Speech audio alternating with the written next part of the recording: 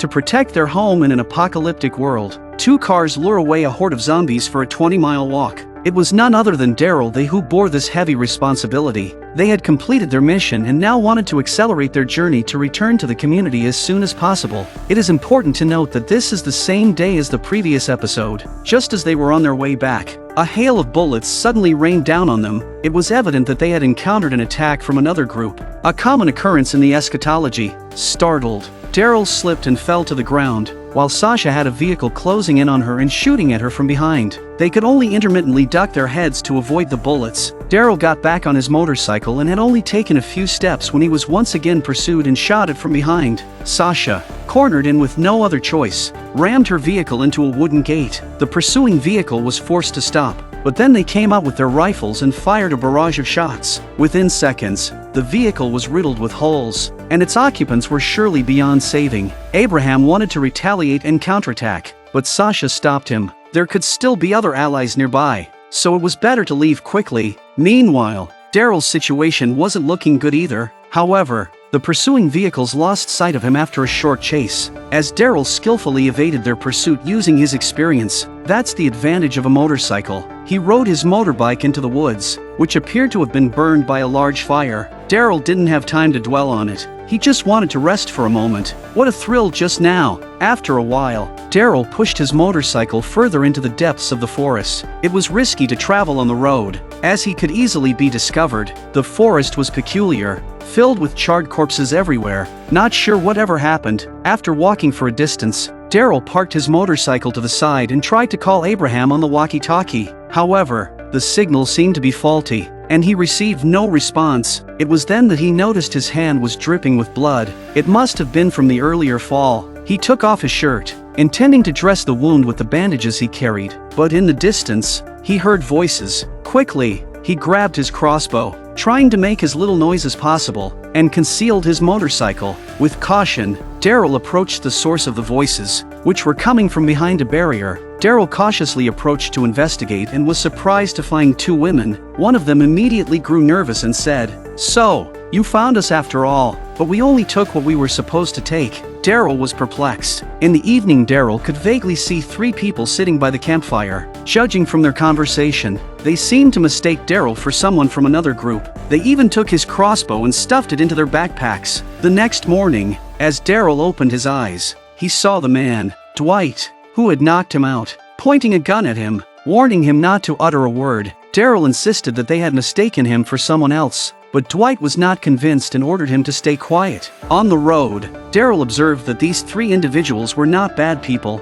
They even offered him the little water they had left. However, considering that Daryl does not look like a nice guy, it seems futile to explain this misunderstanding. Dwight explained that if their people found them, Daryl would become their bargaining chip for escape. He claimed that they were reasonable and had their own principles, assuring Daryl that as long as he cooperated, there would be no danger. According to their discussions, they had come to this place to help the girl find someone. As they ventured through the woods, they reached their destination only to be met with a grim sight. Dwight and his wife couldn't believe it. Everyone in the vicinity had turned into zombies. Although they didn't find the person they were looking for, the situation seemed dire. The girl suggested that they didn't need to risk their lives for her. If they returned to his group and told them that everything had happened because of her, they might spare them. With those words, she collapsed on the ground. Daryl saw an opportunity to escape. He ran wildly until there was no one behind him. He managed to free himself from the ropes that bound him. He took out his walkie-talkie and tried to contact Sasha, but there was still no response. Just as he was about to take a moment's rest, a zombie stepped out from behind a tree. Daryl had no choice but to reach into his bag and retrieve his crossbow. However, the arrow seemed stuck inside, making it difficult to extract. He started to panic as the zombie approached closer. Fortunately, at the last minute, he managed to remove the arrow and kill the zombie. Daryl breathed a sigh of relief and then turned back to look inside the bag. To his surprise, he found a medical kit, specifically labeled insulin. This discovery, coupled with the girl's earlier fainting, made him understand. With his kind heart, Daryl decided to go back and find them again. As a precaution, he took Dwight's handgun for himself. Daryl stated, "I came all this way. What will you offer in exchange for this bag? I've suffered too much to give it away easily." The woman replied, "We have nothing." After hearing their response, Daryl felt some sympathy for their situation. then asked Dwight to bring out what he had just carved. It turned out to be a small figurine. Daryl accepted it, realizing that no matter what it was, at least it was something in return. He returned the backpack to them and said, "Good luck to you." Just as Daryl was about to leave, he heard the sound of a car approaching in the distance. Daryl was immediately on alert. Dwight and his companions stood their ground, watching as a rugged off-road vehicle approached from a distance. Daryl hid behind a tree and watched carefully. A few people soon got out of the car. They kept coming this way. "They are saying, 'Let's solve our problems,'" Dwight's wife, Sherry, responded. "Nothing to say. We only took what was rightfully ours." It became apparent that these people had come looking for them, and they had all been part of the same group before. No agreement between the two sides. The other side is ready to take tough measures. Daryl also noticed that they were gradually surrounding them from all sides. He couldn't stand idly by and shouted for them to run inside. He took the initiative to assist the girl, and the four of them fled together, seeking refuge behind the bushes, hoping to escape unharmed. Daryl took out the handgun and returned it to Dwight. Soon,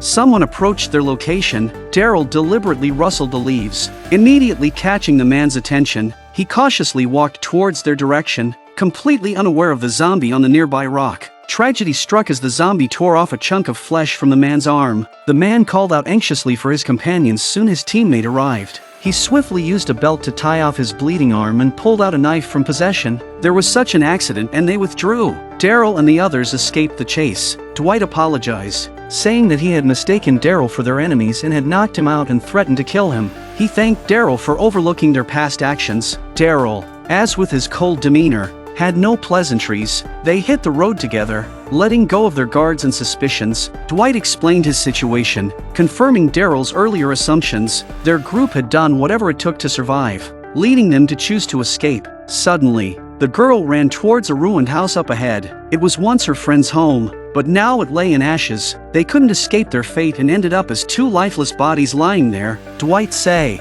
"We did it," showing that their previous group did do a lot of bad things. The girl intended to offer her condolences with a bouquet of flowers, but to her horror, the bodies turned out to be two zombies. Daryl rushed in to save her, but he was too late. Though he dispatched the two zombies, he couldn't save the girl. The post-apocalyptic world was unforgiving. The only thing they could do was dig a grave and bury the bodies. Daryl felt that Dwight and his wife were not bad people and considered recruiting them to their community. However, they had to pass Rick's 3 questions to be eligible. The first question asked how many zombies they had killed. Dwight answered that it must have been dozens. The second question was whether they had killed living people. Dwight shook his head. The third question was why they didn't kill. At this point, Dwight showed a strong sense of justice and replied that once he killed, there would be no turning back, and he would never be able to go back to who he used to be. Daryl interjected that where we were, those people, they were good at heart and hadn't changed much. It was an invitation extended to them. After hearing Daryl's words, Dwight became a little agitated and glanced at his wife, that this was what they currently needed.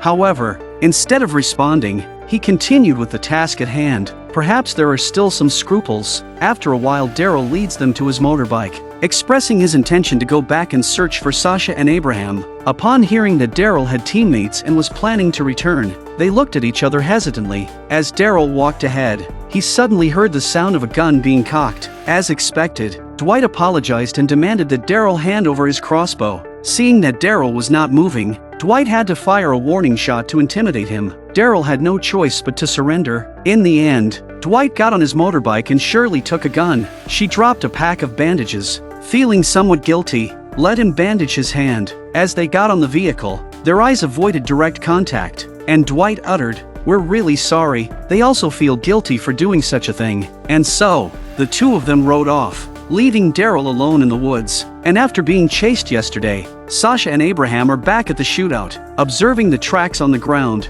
they speculated that Daryl had escaped alive. However, they couldn't establish contact via the walkie-talkie. They could only search in the vicinity because they knew Daryl wouldn't return to the community alone. He would be looking for them. Sasha continued leaving messages along the way, and she wrote Daryl's last name, Dixon. Little did they know that Daryl had been captured by Dwight. Finally, Sasha and Abraham arrived at a house to rest, and they stayed there until the next morning. Sasha was still asleep, but Abraham noticed something interesting from the window. A soldier-turned-zombie was hanging from a bridge. Of course, Abraham saw the rockets behind it and this military vehicle next to it. Opening the box inside the vehicle, Abraham found exactly what he had guessed. It was truly exhilarating. This is a total killer. What excited him the most was the limited edition cigars inside. Abraham could already imagine himself smoking a cigar while carrying a rocket launcher and displaying a handsome image. After a while, Abraham brought all the items back into the house. It was quite a substantial haul. Sasha, however, was still concerned about the situation at the community. Abraham laughed and reassured her, saying that he knew Rick well. Whatever happened at the community, it would have been taken care of. After all, the instigators would have faced dire consequences. He firmly believed in this. Meanwhile, Daryl found himself back at the same spot where he had entered the woods initially, hoping to luck out and find Sasha and Abraham. Soon enough, he noticed a marker on the ground with the name of a fuel company written on it. Looking in the distance, he saw that the vegetation appeared abnormal, clearly concealing something. Lifting the vegetation, he spotted the fuel company's vehicle. He didn't know why the car was there, but there was a zombie in the cab and Daryl dispatched him easily. With the vehicle, their mobility would be much easier. 2 hours later, Abraham discovered a set of military attire inside the house. It seemed the owner had been a soldier. Just as he was about to boast, they heard the sound of a vehicle outside. They immediately took defensive positions and looked out. The vehicle stopped at the doorstep,